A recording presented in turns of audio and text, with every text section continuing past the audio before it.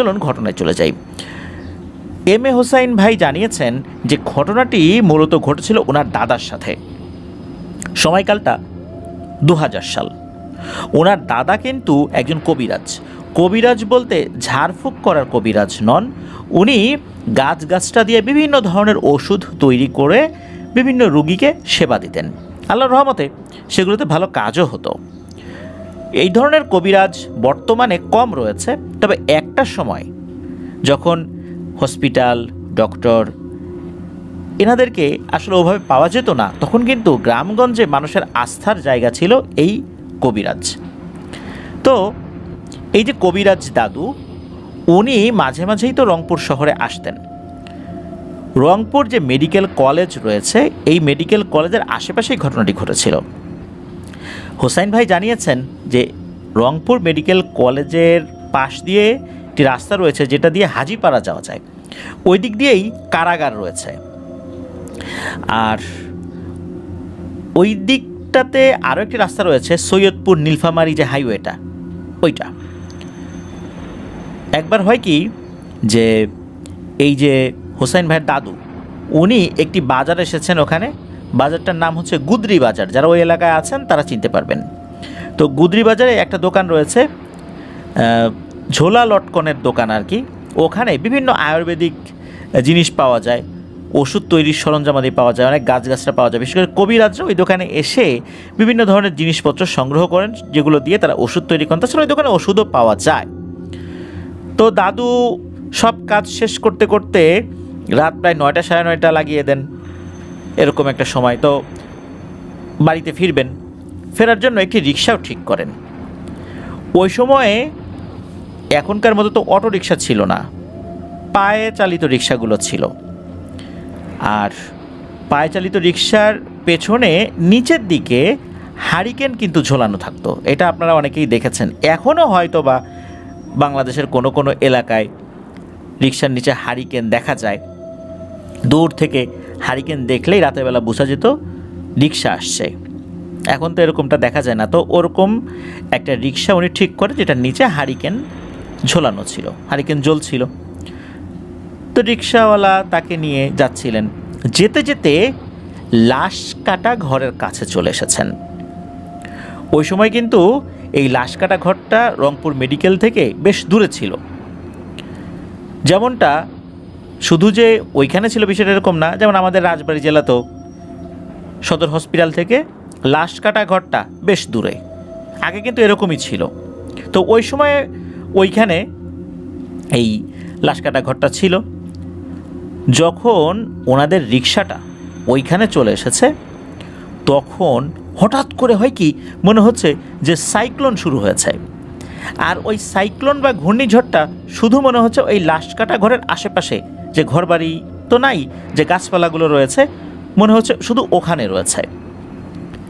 এখন এই সাইক্লোনের মতো বাতাসের কারণে এই রিক্সার নিচে থাকা যেই হারিকেনটা, এই হারিকেনটার আলো নিভে যায়। ওখানে তো আশেপাশে কোনো দোকানপাটও নাই। এখন যেরকম দোকানপাট হয়েছে, ঘরবাড়ি তৈরি হয়েছে, ওই সময় কিন্তু এরকম ছিল না। আজ থেকে 25 বছর আগে, মানে 2000 সালে। তখন এই আলোটা পাবে কোথায়? কিন্তু এই যে যিনি রিক্সা চালক, তার কাছে ম্যাচ ছিল। যেহেতু আলো নিভে গেছে, এখন হারিকেন তো জ্বালাতে হবে। তো রিক্সাটা থামিয়ে যিনি রিক্সা চালক, উনি রিক্সা থেকে নিচে নামেন। আর এই যে কবিরাজ দাদুকে রিক্সা চালক বলেন যে, কাকা আপনি বসেন, আমি হারিকেনটা জ্বালাই। উনি কি করেছেন, রিক্সার নিচে গিয়ে হারিকেনটা ঠিক করার চেষ্টা করছেন। তো ওনার পকেটে আবার ম্যাচ ছিল। আর এই রিক্সা চালকও উনি বিড়ি খেতেন।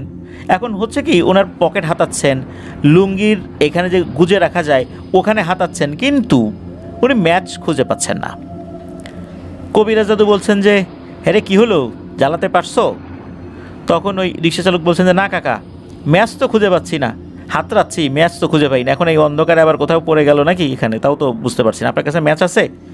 তখন কবিরাজ দাদু বললেন, না রে বাবু, আমার কাছে তো ম্যাচ নাই, এখন কি করা যায়? তখন কবিরাজ দাদুকে ওই রিক্সা চালক বলছেন যে, কাকা আপনি একটু বসেন, আমি দেখি আশেপাশে কোথাও কোনো কিছু পাই কি না। এমত অবস্থায় হঠাৎ করে রিক্সা যিনি চালক উনি বলছেন যে ও কাকা দাঁড়ান দাঁড়ান, আমি মনে হয় ম্যাচের সন্ধান পেয়ে গেছি। যখন ওই রিক্সা চালক উনি নিচু হয়ে ওই হারিকেনের কাছে গিয়েছিলেন, তখন উনি দেখছেন যে রাস্তার উল্টো পাশেই যেই লাশ কাটা ঘর রয়েছে, ওই লাশ কাটা ঘরের ভেতর থেকে আলো ভেসে আসছে এবং উনি দেখতে পাচ্ছেন যে একটা লোক উল্টো হয়ে বসে আছে। মানে ওই লাশ কাটা ঘরের জানালা খোলা, ভেতরে কোনো হারিকেন জ্বলছে, হারিকেনের আলো যেরকমটা হয় আর কি, ওরকম বোঝা যায় যে এটা হারিকেনের আলো, আর উল্টো হয়ে বসে আছে। তখন ওই রিক্সা চালক বলছেন যে ও কাকা পেয়ে গেছি তো আলো, যাই আমি নিয়ে আসি। তখন আবার কবিরাজ দাদু বলছেন যে কোত্থেকে আলো পেলে? বলে যে ওই যে দেখেন লাশ কাটা ঘরে আলো জ্বলছে, মনে হয় ডোম ভিতরে বসে আছে, আমি ওর কাছ থেকে ম্যাচটা নিয়ে আসি। তখন এই কবিরাজ দাদু বলছেন যে থাক থাক বাপু, তোমার যেতে হবে না, তুমি রিক্সার কাছে থাকো, আমি গিয়ে নিয়ে আসি। এই বলে কবিরাজ দাদু উনি রিক্সা থেকে নেমেছেন। নেমে উনি রাস্তা পার হয়ে ওই লাশ কাটা ঘরের যেই রাস্তাটা ওটা ধরেছেন, মানে রাস্তার পাশেই আর কি। রাস্তার থেকে সামান্য একটু 20-25 কদম হেঁটে ওই ঘরটার কাছে যেতে হয়। তো উনি দূর থেকে দেখছেন যে হ্যাঁ ঠিকই, রিক্সা চালক ঠিকই দেখেছেন, উনি দেখতে ভুল করেন নাই। ওখানে একটা ছোট্ট জানালা রয়েছে, ওই জানালার দিকে পিঠ দিয়ে কেউ একজন কোনো কাজ করছে আর ভিতরে আলো জ্বলছে। তো দাদু মনে করেছেন ওই ডোম বসে আছে, মনে হয় লাশ নিয়ে কোনো কাজ টাজ করছে আর কি। তো উনি ওই জায়গায় গিয়েছেন, যাওয়ার পর জানালার কাছে গিয়ে বলছেন যে ও ভাই একটু ম্যাচ দাও না, রিক্সার হারিকেন তো নিভে গেছে, সামনে যাব কিভাবে, ঝড় বাদল শুরু হয়ে যাচ্ছে। তো বলার পর কোনো উত্তর আসে না। আবারও বলছেন যে ও ভাই ম্যাচটা দাও না, এরপরও কোনো কথার উত্তর আসে না, মানে কোনো নড়াচড়াই নাই। ওই লোকটা সে তার মতো করে কাজ করছে। আবারও কবিরাজ দাদু বলে উঠলেন ও ভাই শোনো না নাকি, ম্যাচটা দাও না। এবার হয় কি, হঠাৎ করেই ভেতরের আলোটা ধপ করে নিভে যায়। নিভে যাওয়ার পরও কিছুটা কিন্তু বোঝা যাচ্ছিল যে ঘরের ভেতরে কি হচ্ছে। যতটুকু বোঝা যাচ্ছিল তাতে কবিরাজ দাদু বুঝতে পারলেন যে ঘর থেকে কেউ একজন বেরিয়ে গেল দরজা দিয়ে। বের হওয়ার পর যেটা হলো সেটা দেখার জন্য উনি মোটেও প্রস্তুত ছিলেন না। উনি দেখেন যে পাশে একটা শিমুল গাছ রয়েছে, শিমুল তুলার যে গাছগুলো, ওই গাছ একদম ফুল হয়, লাল লাল ফুল হয়, তুলা হয়, আর এই গাছগুলোর সমস্ত বডিতে কিন্তু কাটা থাকে। যারা এই গাছগুলো দেখেছেন তারা বলতে পারবেন বা বুঝতে পারবেন। দাদু খেয়াল করলেন যে ওই লোকটা বের হওয়ার পর ওই শিমুল গাছ বেয়ে তরতর করে উপরে উঠে যাচ্ছে। ওই শিমুল গাছটা নাকি এতটাই মোটা ছিল যে 2-3 জন মিলে এটার বের পাওয়া যেত না।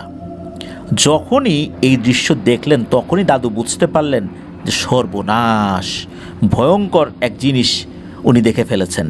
আর এতক্ষণ যেটা দেখা যাচ্ছিল এটা আসলে কোনো ডোম না, এটা ভয়ঙ্কর কোনো পিশাচ হবে। উনি দ্রুত ওখান থেকে চলে আসলেন, এসেই লাফ দিয়ে রিক্সায় উঠলেন এবং রিক্সা চালককে বলছেন যে বাপুরে তাড়াতাড়ি চালা, সমস্ত শক্তি দিয়ে চালা, আমরা কিন্তু বিপদে পড়ে গেছি। আর তুমি যেটা দেখছো এটা কিন্তু কোনো ডোম না, এটা একটা পিশাচ, তাড়াতাড়ি তাড়াতাড়ি। রিক্সা চালক এটা শোনার সাথে সাথে উনিও তো ওনার সর্বশক্তি প্রয়োগ করে রিক্সার প্যাডেল মারা শুরু করলেন। তো মেইন রাস্তা যেটা রয়েছে, ওই মেইন রাস্তা মানে হাজিপাড়ার যে একটা রাস্তা রয়েছে মেইন রাস্তা, ওইটা দিয়ে না গিয়ে উনি অন্য আর একটা রাস্তা দিয়ে যাওয়া শুরু করলেন, যেটা একটু ভেতরের দিকে আর কি। তো ওই দিক দিয়ে যাওয়ার সময় আরও একটা ভয়ঙ্কর ঘটনা ঘটে। হঠাৎ করে চতুর্দিকে অনেক বড় বড় আকৃতির কুকুর এই রিক্সাকে ঘিরে ধরে। তখন এই রিক্সা চালক রিক্সা থামিয়ে ঘুরে কবিরাজ দাদুর হাত চেপে ধরে বলছেন যে ও কাকা এ কী বিপদে পড়লাম, এগুলো কি? তখন এই কবিরাজ দাদু উনি তো মূলত জিনপরির চিকিৎসা করতেন না, উনি তো গাছগাছার চিকিৎসা করতেন, তারপরও উনি কিছু দোয়া কালাম তো জানতেন। উনি দোয়া দরুদ পড়ছেন আর রিক্সা চালককে বলছেন যে ভয়ের কিছু নাই, আল্লাহর নাম নাও, চলো সামনের দিকে আগাই, ওরা কিচ্ছু করতে পারবে না ইনশাল্লাহ। রিক্সা চালক উনি রিক্সা চালানো শুরু করলেন। হাজিপাড়া নামক ওই এলাকার একটা মোড় রয়েছে, ওই মোড় দিয়ে একটা ছোট পুল রয়েছে, কপাটালা পুল বা এরকম একটা নাম বলেছেন আর কি হোসেন ভাই। তো ওই পুলের ওখানে এসে নাকি 3টা রাস্তা রয়েছে, 3টা 3 দিকে চলে যায়। এর মধ্যে একটা রাস্তা হচ্ছে বিজিবি সেক্টর কমান্ড অফিসের দিকে যায়। ওই সময়ে বিজিবির নাম ছিল বিডিআর। তো ওই সময়ের যে বিডিআর অফিস সেদিকে নিয়ে গিয়েছেন রিক্সা, কারণ হচ্ছে আশেপাশে অন্ধকার, আর ওই অফিসের ওখানেই চতুর্দিকে কিছু আলো দেখা যায়, এছাড়া কিন্তু আলো নাই। আর একটা সমস্যা রয়েছে, সেটা হচ্ছে যে ওই দিকে আবার ডাকাতেরও ভয় ছিল, এটাও একটা সমস্যা। এখন ভূতের ভয়ের পরবর্তীতে ডাকাতের ভয়টা অনেক বেশি তাদের ভিতরে কাজ করে, কারণ হচ্ছে যিনি রিক্সা চালক, ওনার রিক্সা যদি চুরি ছিনতাই হয়ে যায় তাহলে তো আর একটা সমস্যা হয়ে যাবে। তো যাই হোক, আল্লাহর রহমতে কোনো সমস্যা হয় নাই। এই হোসাইন ভাইদের একটা পারিবারিক কবরস্থান রয়েছে, ওই পারিবারিক কবরস্থানের কাছাকাছি নামিয়ে দিয়ে রিক্সাওয়ালা উনি আল্লাহর নাম নিতে নিতে চলে যান। তো কবিরাজ দাদু উনি কবরস্থানের পাশ দিয়ে হাঁটতে হাঁটতে একটা কলা বাগান পড়ে ওনাদের। ওই কলা বাগানের পাশ দিয়ে যখন হেঁটে হেঁটে বাড়ির কাছাকাছি চলে এসেছেন, তখন হঠাৎ করে মনে হলো একটা গরম বাতাস ওনার কানে এসে লাগলো, আর কানের কাছে ফিস ফিস করে বলছে, বিরক্ত করেছিলি, তারপরও আজকের মতো বেঁচে গেলি, আবার যদি বিরক্ত করতে আসিস না, হাড় মাংস খেয়ে একদম শেষ করে ফেলব। এরপর আর কোনো সারা শব্দ নাই। কবিরাজ দাদু তো দ্রুত পা চালিয়ে ঘরে চলে আসলেন। উনি বুঝতে পারলেন যে ওই সময় মূলত নিশ্চয়ই এই পিশাচগুলো কোনো কাজ করছিল, কোনো এক কারণে এই রিক্সা চালক এবং দাদু দেখে ফেলেছিলেন। আর দাদু যেহেতু এগিয়ে গিয়ে বারবার কিছু প্রশ্ন করেছেন, এতে করে ওরা বিরক্ত হয়েছে, আর এই কারণেই পিছু নিয়েছে। যাই হোক, এই ঘটনার পর এই কবিরাজ দাদুর সাথেও যে কোনো ভয়ের ঘটনা ঘটেছে বিষয়টা এরকমও না, আর ওই রিক্সা চালকও কোনো ভয়ের ঘটনা ফেস করেছে বিষয়টা এরকমও না। তবে এই ঘটনার মাঝে আরও একটা আতঙ্ক তাদের মনের মধ্যে চেপে বসেছিল। হঠাৎ করে রিক্সার চেইন পড়া শুরু করেছিল, এটা একটা বড় সমস্যা হয়ে গিয়েছিল। কোনো কারণ ছাড়া রিক্সার চেইন পড়া শুরু করেছিল, যাক আল্লাহর রহমতে তার থেকে ওনারা আসলে বেরিয়ে আসেন, কোনো সমস্যা হয়নি। তো এটাই ছিল ঘটনা। প্রিয় লিসেনার্স, এখন ওই লাশকাটা ঘর বা আশেপাশের এলাকাগুলো বেশ ডেভেলপ হয়েছে, অনেক মানুষজন সেখানে আসা যাওয়া করে, অনেক রাত পর্যন্ত মানুষের আনাগোনা রয়েছে, দোকানপাট হয়েছে, ঘরবাড়ি হয়েছে। আমি এর আগে একটা ঘটনার মধ্যে আমাদের রাজবাড়ী জেলার লাশকাটা ঘর সম্পর্কে বলেছিলাম, তারপর রাজবাড়ির লাশকাটা ঘরের সামনে গিয়ে একটা ছোট্ট ভিডিও করে আমি আমাদের পেজ এবং গ্রুপে দিয়েছিলাম। সেখানে আমি একটা গাছ দেখিয়েছিলাম, যে গাছটি এখন পর্যন্ত আসলে বারবার টেন্ডার হওয়ার পরেও কোনো এক অজ্ঞাত কারণে সেটা কাটা যায় না। আর নতুন যে লাশকাটা ঘরটি হয়েছে সেটার পাশে একটা গ্রিলের ঘর রয়েছে। এখানেই মূলত পূর্বে একটি ছোট্ট ঘর ছিল, উপরে টিন শেড, চারদিকে দেয়াল, দেয়ালের রঙটা ছিল অফ হোয়াইট কালার। যারা রাজবাড়িতে পূর্বে মানে এটা দেখেছেন তারা তো বলতে পারবেন। তো এটা আমি অনেকবার দেখেছি ওই ঘরটা, এখন সেই ঘরটা নাই, পাশে একটা বড় ঘর তৈরি করা হয়েছে। তো এরকম লাশকাটা ঘরগুলো বাংলাদেশের বিভিন্ন জায়গায় রয়েছে, যেটা হসপিটাল থেকে অনেক দূরে তৈরি করা হতো।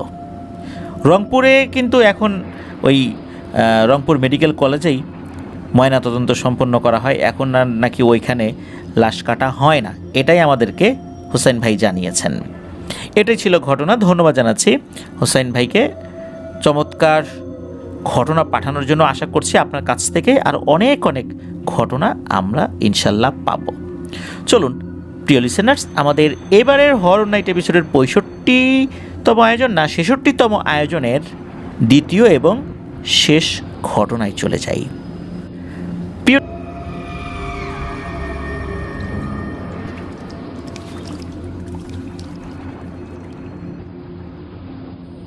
প্রিয় লিসেনার্স, আবারও স্বাগতম জানাচ্ছি আমাদের হরর নাইট এপিসোডের 66তম আয়োজনের শেষ ঘটনায়। এখন যে ঘটনাটি আপনাদের সাথে শেয়ার করব, এই ঘটনাটি আমাদেরকে যিনি পাঠিয়েছেন তার নাম মোহাম্মদ মুজাহিদুল ইসলাম মেহেদি। উনি ঢাকার বাড্ডায় রয়েছেন, তবে ওনার দেশের বাড়ি চট্টগ্রামে। উনি বর্তমানে সরকারি তিতুমির কলেজে অনার্স দ্বিতীয় বর্ষে অধ্যয়নরত। ওনার পরিবার চট্টগ্রামেই থাকেন, আর উনি বর্তমানে ঢাকায় বসবাস করছেন। ঘটনাটি মূলত যার সাথে ঘটেছিল তিনি সম্পর্কে এই মেহেদী ভাইয়ের দুঃসম্পর্কের মামা হন, যার নাম নবাব উদ্দিন।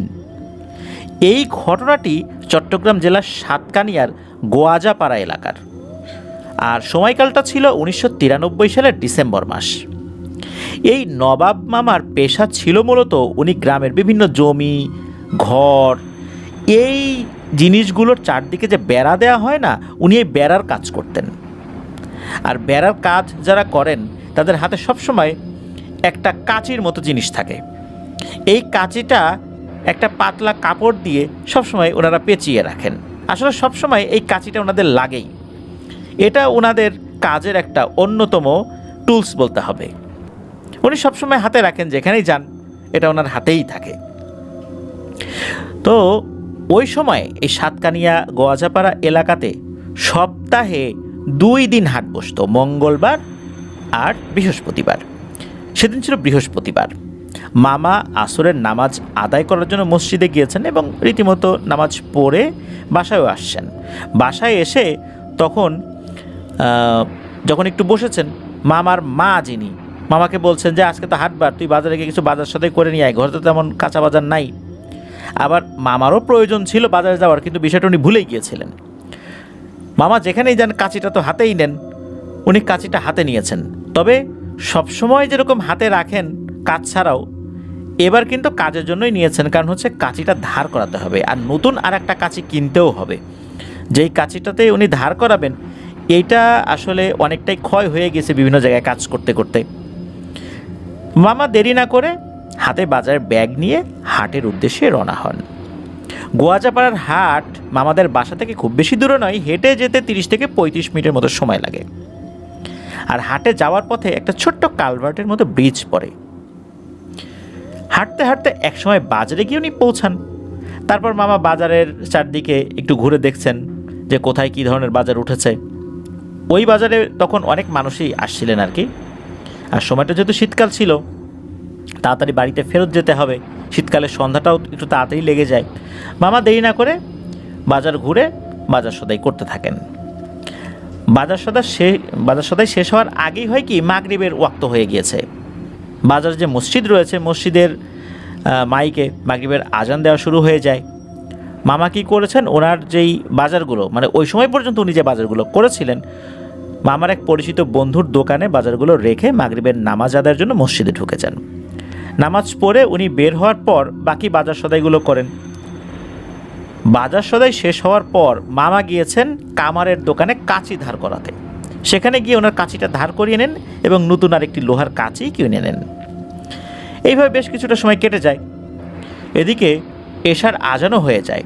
উনি চিন্তা করলেন যে এখন বাইরে বের হব, একবারে এই মসজিদে এশার নামাজটা পড়ে তারপর বাড়ির দিকে রওনা দেই। তো মামা এশার নামাজ পড়ে বাড়ির দিকে রওনা দিয়েছেন। সাধারণত শীতকালে এই এশার আজান 7টা, সোয়া 7টা, 7:30 এরকম হয়, তবে রাত 8টার আগেই মোটামুটি এশার নামাজ শেষ হয়ে মসজিদ ক্লোজ হয়ে যায়। ওখানেও সেটাই হয়। গ্রামের লোকজন তারা যে যার মতো বাড়িতে চলে গিয়েছেন, আর দোকানপাটগুলো ধীরে ধীরে বন্ধ হওয়া শুরু হয়ে গিয়েছে যেহেতু এশার নামাজ শেষ। মামা উনি তো বাড়ির দিকে রওনা দিয়েছেন, একা একাই যাচ্ছিলেন। যে পথ দিয়ে যাচ্ছিলেন, গ্রামের 2 পাশে তো বিল ছিল ওই সময়, যে রাস্তা দিয়ে যাচ্ছেন আর কি। মাঝে কাঁচা পাকা সরু রাস্তা, মানে কোনো জায়গায় একটু কাঁচা, কোনো জায়গায় পাকা, বেশ লম্বা একটা রাস্তা। তো কোনো কোনো জায়গায় টেন্ডার হয়েছে, ওইটুকু কাজ হয়েছে, পরে আবার কাঁচা, এরকম আর কি। চারদিকে ছিল শুনশান নীরবতা, আর সেই রাস্তা ধরে মামা ধীরে ধীরে বাসার দিকে এগিয়ে যাচ্ছেন। চারদিকে ঘন কুয়াশাও পড়ে গেছে ইতোমধ্যে। রাস্তায় তখন একজন লোকও নাই। বেশ কিছু দূরে ঘরবাড়ির উঠোনগুলোতে লাইটের হালকা আলো দেখা যাচ্ছিল ওই কুয়াশার মধ্যেই। মামার এক হাতে ছিল আগেকার যে ব্যাটারি চালিত টর্চ লাইট যেগুলো ছিল আর কি, ওইটা, আর অন্য হাতে ছিল বাজারের ব্যাগ। বাজারের ব্যাগের মধ্যে ওনার কাঁচিগুলো ঢুকিয়ে রেখেছিলেন উনি। কিছুটা পথ আগানোর পর মামা ওই যে যেই ছোট্ট কালভার্টটা, যেটার কথা একটু আগে বললাম যে বাজারে যাওয়ার পথে একটা ছোট্ট কালভার্টের মতো পড়ে, ওই জায়গাতে চলে আসছেন। যখন ওই কালভার্টের উপরে উঠেছেন তখন হঠাৎ করেই মামা একটা কান্নার আওয়াজ শুনতে পান। কোথা থেকে এই কান্নার আওয়াজ আসছে এটা মামা বুঝতে পারছেন না। কান্নার শব্দটা ছিল ছোট বাচ্চাদের কান্নার আওয়াজের মতো। মামা টর্চ লাইট চারদিকে ঘুরিয়ে দেখার চেষ্টা করছেন যে কে কান্না করছে। মামা কাউকেই দেখতে পান না। তারপর মামা আরেকটু এগিয়ে গিয়ে বৃষ্টির একদম একটা পাশে এসে দাঁড়ান। সেখানেও উনি দাঁড়িয়ে টর্চের আলোটা নিচ দিকে মেরেছেন যে নিচে কেউ আছে কিনা। শীতকাল তো, তখন কিন্তু ওই দিক দিয়ে পানির যে প্রবাহটা ওটা ছিল না। এই ব্রিজটা মূলত দেয়া হয়েছিল মাঠের এই পাশের পানি যেন অপর প্রান্তে পৌঁছাতে পারে, এই জন্য। নিচে কিন্তু তখন শুকনো ছিল। উনি তখন বুঝতে পারলেন কান্নার এই আওয়াজটা ব্রিজের নিচ থেকে আসছে। তখন মামা মনে মনে সিদ্ধান্ত নেন ব্রিজের নিচে নেমে দেখবেন যে কে কান্না করছে। মামা কিন্তু বেশ সাহসী একজন মানুষ ছিলেন। জিন ভূত বিশ্বাস করলেও জিন ভূতের ভয় ওনার মধ্যে খুব কম ছিল। উনি অনেক সময় অনেক রাত করে বাড়িতে ফিরেছেন, যেহেতু কাজ করতে যান। ওই কাজটা শেষ করে আসতে আসতে অনেক সময় রাত হয়ে যেত। অনেক সময় চুক্তিভিত্তিক কাজ থাকতো যে এই কয়েকদিনের মধ্যে শেষ করতে হবে। তখন কিন্তু ওনাকে অনেক রাত পর্যন্ত কাজ করে কাজ শেষ করে বাড়িতে ফিরতে হতো। এই জন্য বাসায় একা একা রাতের বেলা ফেরা বা গভীর রাতের বেলা এভাবে ফেরার অভ্যাসটা ওনার নতুন কিছু না।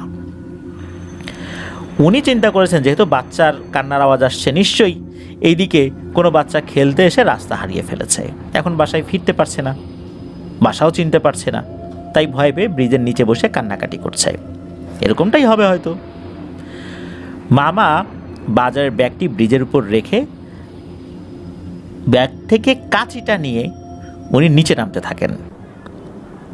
বুদ্ধি করে এই কাজটি করেছিলেন।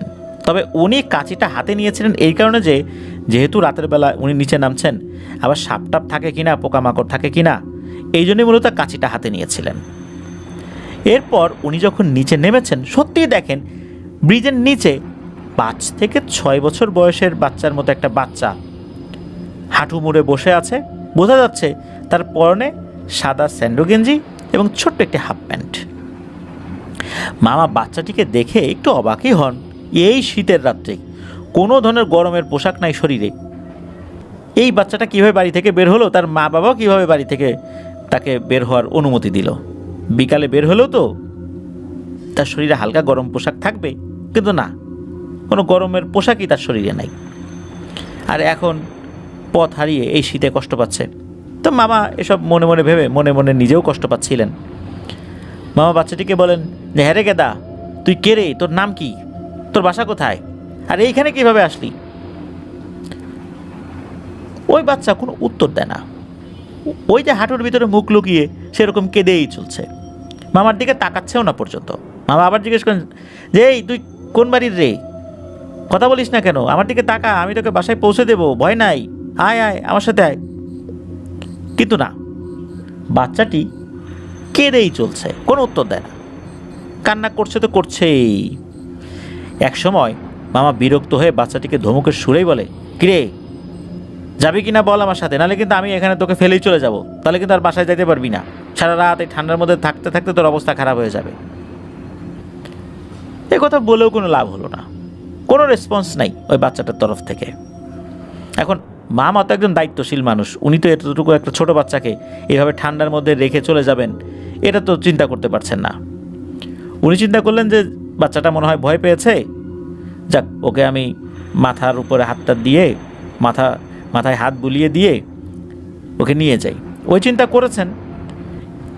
এরপর উনি কী করেছেন, বাচ্চাটার হাত ধরেছেন, হাত ধরে একটু টান দিয়েছেন। যখনই বাচ্চাটার হাত ধরেছেন এবং টান দিয়েছেন তখন মামা চমকে ওঠেন। এই বাচ্চাটার হাত ছিল বরফের থেকেও ঠান্ডা। মামা অবশ্য বিষয়টাকে ওইভাবে গুরুত্ব দেন নাই। মামা ভেবেছেন শীতকাল, ছেলেটার মানে কোনো গরমের পোশাকই নাই শরীরে, এই জন্য হয়তো বা ঠান্ডায় শরীর এরকম হয়ে গেছে, এত ঠান্ডা লাগছে, আর হাত এরকম ঠান্ডা হয়ে গেছে, এটা তো এখন অস্বাভাবিক কিছু বোঝাও যায় না, ঠান্ডার মধ্যে বসে থাকলে তো এরকম শরীর ঠান্ডা হবেই।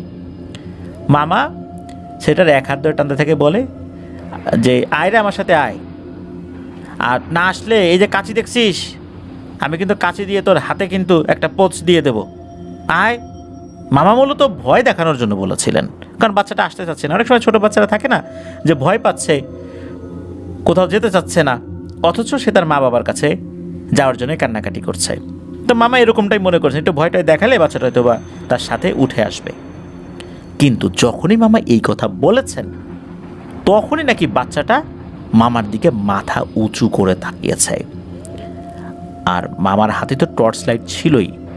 মামার টর্চ লাইটের আলোতে যেটা দেখেন সেটা দেখে ওনার পিলে চমকে যায়। মামা দেখেন এই বাচ্চাটার চোখ দুটো অনেক বড় বড় আর পুরোটা লাল বর্ণের, আর চোখের উপরে মনে হচ্ছে কোনো পাতা নাই, কোনো ভুরুও নেই, আমাদের যেরকম ভুরু থাকে এরকম কোনো ভুরুও নেই।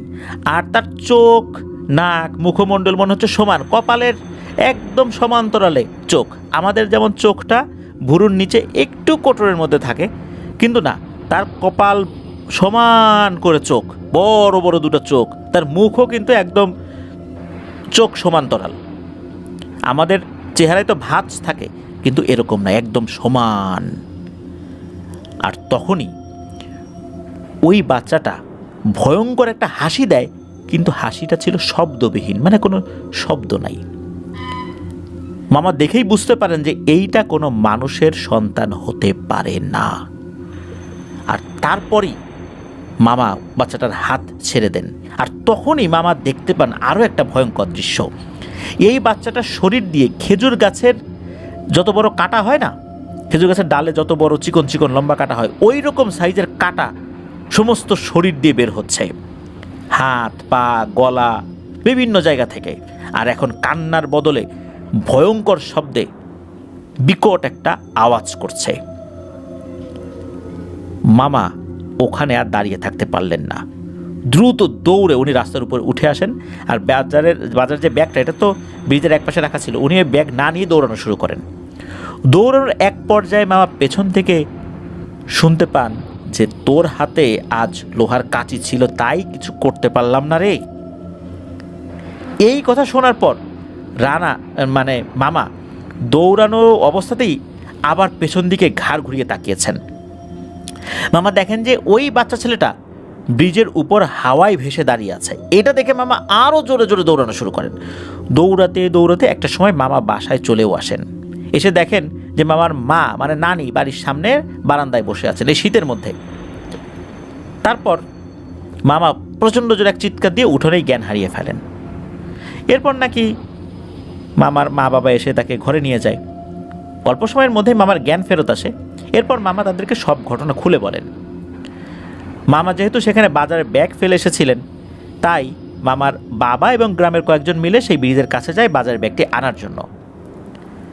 ওখানে যাওয়ার পর নাকি নানার বাবা এবং তার সাথে থাকা লোকরা দেখেন যে রাস্তার এক পাশে বাজারের ব্যাগটি পড়ে আছে। বাজারের ব্যাগের মধ্যে যে সমস্ত সবজিগুলো ছিল, কাঁচা সবজি, সেগুলো চারদিকে ছড়িয়ে ছিটিয়ে আছে, এছাড়া আর কোনো কিছুই নাই। অথচ মামা কিন্তু কই মাছ, খাসির মাংস এগুলো কিনেছিলেন। তাহলে এগুলো কোথায় গেল? ওনারা বুঝতে পারেন এইগুলো সেই অশরীরই খেয়ে ফেলেছে। যাই হোক, ওনার বাড়িতে চলে আসেন। মামার মা মামাকে জিজ্ঞেস করেছিলেন, আচ্ছা তুই এত রাত্রে এলি কেন? এখন রাত প্রায় 12টা বাজে, হাট বাজার তো 8টার মধ্যেই বন্ধ হয়ে যায়, তোর এতক্ষণ লাগলো কেন? তুই যদি একদম আস্তে আস্তে হাঁটিস তাও তো 45 মিনিটের উপরে লাগার কথা না, আর যতটুকু সময় ভয় পেয়েছিস সেটাও তো 15 মিনিটের উপরে হওয়ার কথা না। সর্বোচ্চ তুই 9টার দিকে বাড়িতে আসবি, রাত 12টা বাজলো কীভাবে? এই কথা শোনার সাথে সাথে মা বলে, আরে এত রাত হবে কেন? কি বলো? আমি তো 8টার পরেই বের হয়েছি। তারপর তো এই ঘটনা, বাসায় এসে জ্ঞান হারাই ফেললাম। এত তো দেরি হওয়ার কথা না। সত্যি মামা কিন্তু রাত 8টার সময় বাজার থেকে হাঁটা দিয়েছিলেন। খুব বড় জোর রাত 10টাই বাজতে পারে, কিন্তু রাত 12টার মতো কেন বাজলো? বা 12টার কাছাকাছি সময়টা কেন হলো? ওই রাত্রে মামার অনেক জ্বর এসেছিল। পরের দিন মসজিদের এক ইমাম সাহেবকে এই ঘটনাটি খুলে বলা হয়। তখন অবশ্য মামার জ্বর ভালো হয়নি, কিছুটা কমেছে। মামার সব কথা শুনে ইমাম সাহেব উনি পানি পড়া খাইয়ে দেন, ঝাড়ফুঁক করে দিতেন। ইমাম সাহেব পরবর্তীতে রুকিয়ার মাধ্যমে জানতে পেরেছিলেন ওই জিনটা নাকি বাজার থেকেই মামার পিছু নিয়েছিল। বাজারে একটা বড় নিম গাছ আছে, ওইখানে নাকি ওই জিনটা থাকতো।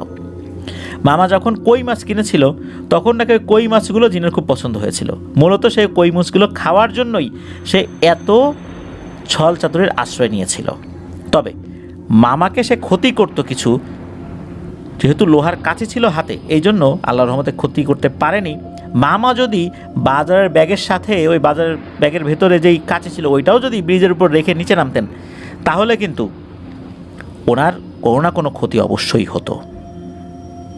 যাই হোক, এই ঘটনার পর থেকে মামা রাত করে ওই ব্রিজের উপর দিয়ে কখনো আসতেন না। রাত হলে উনি অন্য পথ দিয়ে আসতেন, আর যদি ব্রিজের উপর দিয়ে একান্ত আসতেই হতো কখনো একা আসতেন না। আর রাতের বেলা উনি সাধারণত পথ ঘুরে অন্য পথ দিয়ে বাড়িতে আসতেন। এটাই ছিল ঘটনা। আমাদেরকে মেহেদী ভাই জানিয়েছেন যে সাতকানিয়াতে আরও অনেক ঘটনা ওনার জানা আছে, যেটা সাতকানিয়াতে ঘটেছিল, বিশেষ করে নানুর বাড়িতে। সেগুলো পর্যায়ক্রমে আমাদেরকে পাঠাবেন, আমরা অপেক্ষা করব সেই ঘটনাগুলোর জন্য। ধন্যবাদ জানাচ্ছি মুজাহিদুল ইসলাম মেহেদী ভাইকে এবং হোসাইন ভাইকে আপনাদের চমৎকার দুটি ভয়ের ঘটনার জন্য। আশা করছি আপনাদের কাছ থেকে প্রতিনিয়তই আমরা ঘটনা পেতে থাকব, আর এভাবেই আরও অনেকটা পথ আফনান দ্য হরর ওয়ার্ল্ডের লিসেনারদের সাথে আমরা পাড়ি দিতে পারবো ইনশাল্লাহ। প্রিয় লিসেনার্স, আজকের এপিসোড কিন্তু একদম শেষ দিকে, এখন বিদায় নেবার পালা। আর বিদায় তো নিতেই হবে। বিদায় নেওয়ার পর আবার পরবর্তী এপিসোড নিয়ে হাজির হওয়ার প্রস্তুতিও শুরু হবে। এভাবেই প্রতিনিয়তই আপনাদের সাথে আমাদের পথ চলা চলমান রয়েছে। আমাদের জন্য দোয়া করবেন।